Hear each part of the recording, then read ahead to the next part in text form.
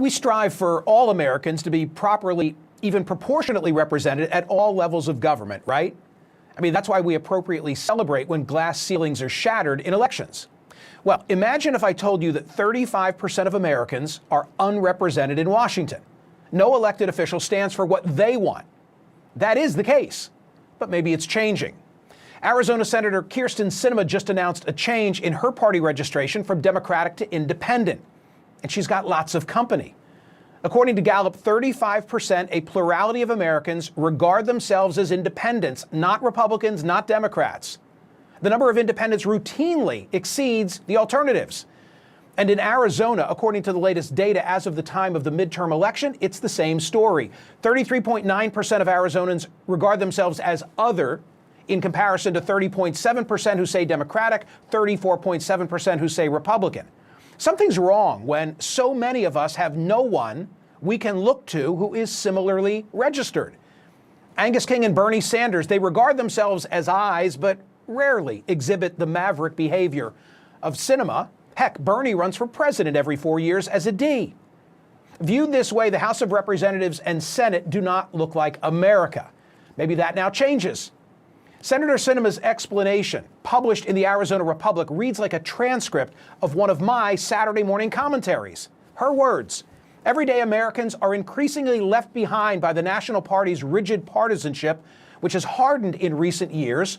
Pressures in both parties pull leaders to the edges, allowing the loudest, most extreme voices to determine their respective parties' priorities and expecting the rest of us to fall in line. In catering to the fringes, neither party has demonstrated much tolerance for diversity of thought. Bipartisan compromise is seen as a rarely acceptable last resort rather than the best way to achieve lasting progress. Payback against the opposition party has replaced thoughtful legislating. Americans are told that we have only two choices, Democrat or Republican, and that we must subscribe wholesale to the policy views the parties hold, views that have been pulled further and further toward the extremes. Sad and all true. As I've said many times, we've surrendered the playing surface to the loudest voices in the media and in Washington. Some cynically say this is all about Sinema's survival, noting that she'd have trouble winning a Democratic primary in 2024. That's actually more telling about primaries. If Jeff Flake couldn't survive a primary as an Arizona Republican and Sinema can't survive as an Arizona Democrat, then we've got a primary problem in this country. Nuance is not tolerated. The way to fix it, by the way, is to get states that have closed primaries to open them up. In Arizona, for congressional and state seats, independents have to register 29 days in advance for one party's primary or the other. They have no such leeway for presidential elections.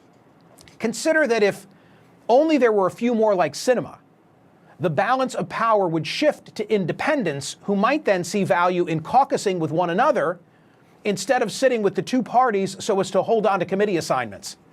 And then the ayes would really have it.